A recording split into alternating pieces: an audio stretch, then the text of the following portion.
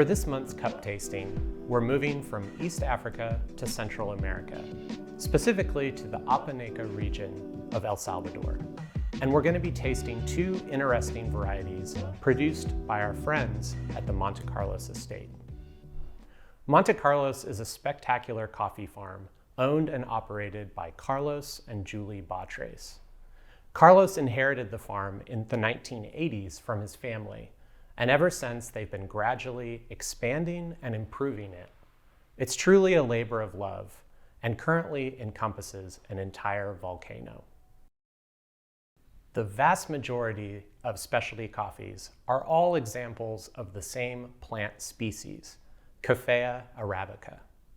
But just like all the different distinct varieties of apples that you could purchase at your local grocery store, there are also many distinct varieties of Arabica coffee, and a lot of those different varieties bring very different flavor qualities in the cup.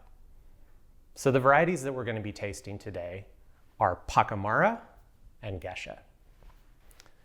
Tasting Pakamara from the Montecarlos Estate is a really special honor because Montecarlos is actually the first farm in the world that produced a commercial harvest of Pakamara in the early 1990s. Carlos had become aware that the El Salvadorian government was creating this new variety, and he thought that it had really great marketing potential because of the large size of its beans.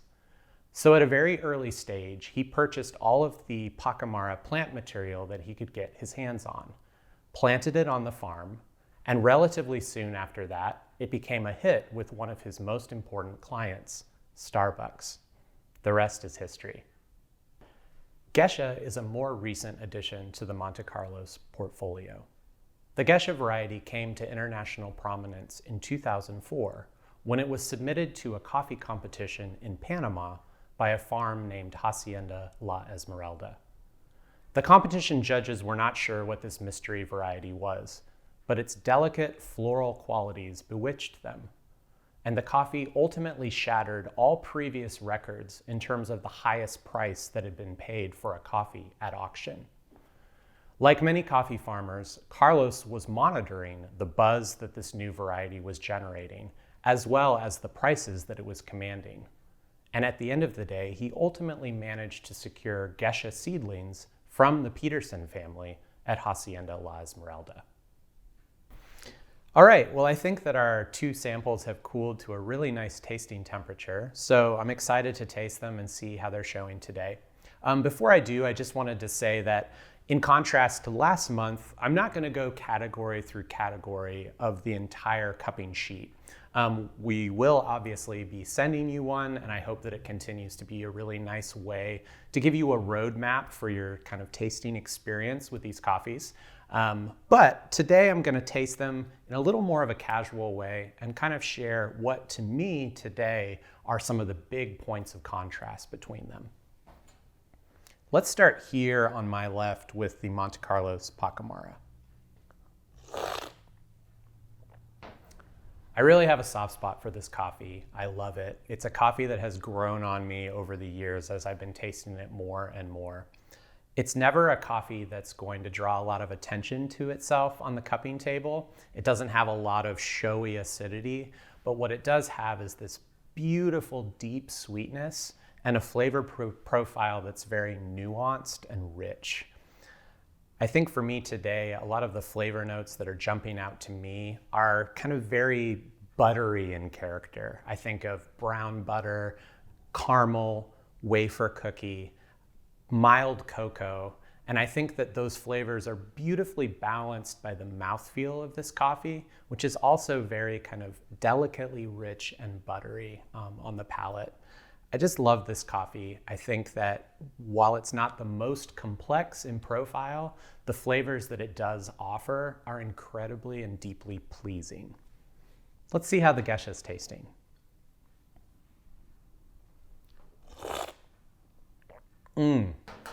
So good. And I will say that I'll be interested to hear in your feedback whether or not you find, like me, that these two coffees are more similar to each other compared to last month's tasting.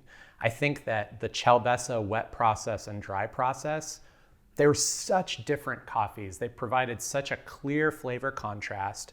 And while I think there are definitely differences here between these two, at least for me, they're a little bit closer, which makes that comparative tasting really fun.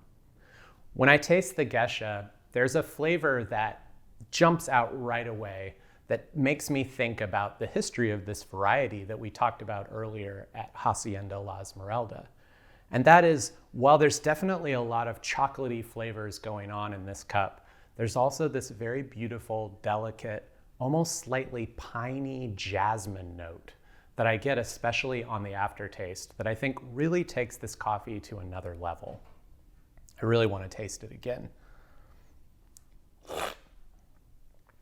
As it cools, I'm getting that floral jasmine flavor and also maybe something like a soft raspberry quality as well, which I think just adds a little more acidity, a little more liveliness to the creamy sweetness that this coffee also has in spades. So at the end of the day, I think those are the big contrasts for me. On one hand, with the Pakamara, a beautiful sort of richness that almost verges on umami, lots of very rich brown buttery tones, and a mouthfeel that's like very beautifully expansive and soft. And then on the other side with the Geisha, you do definitely have more of those kind of rich, creamy cocoa notes, but they're highlighted by these very delicate, very special flavors that really set this coffee apart. Flavors of jasmine, raspberry, maybe a little bit of lemon peel. So at the end of the day, that's the contrast for me. I think both of these coffees are incredibly sweet and just really easy drinking. Definitely a great coffee for the first moment of the day or a leisurely afternoon sip as well. So at the end of the day, those are my tasting notes, but I would really like to hear from you. I'd love to hear your tasting notes. I'd love to hear how these coffees compare for you. Do you have a favorite? Do you like things about the Pakamara that you don't find in the Geisha, or vice versa? Was there a particular category on your scoring sheet that you found especially difficult to contrast, or maybe really easy to contrast with these two coffees? Definitely let us know how your tasting experience goes, and you can send us an email at members@passengercoffee.com. We'd really love to hear from you. We hope you're enjoying the tastings, and we're excited to share 2 more coffees with you next month.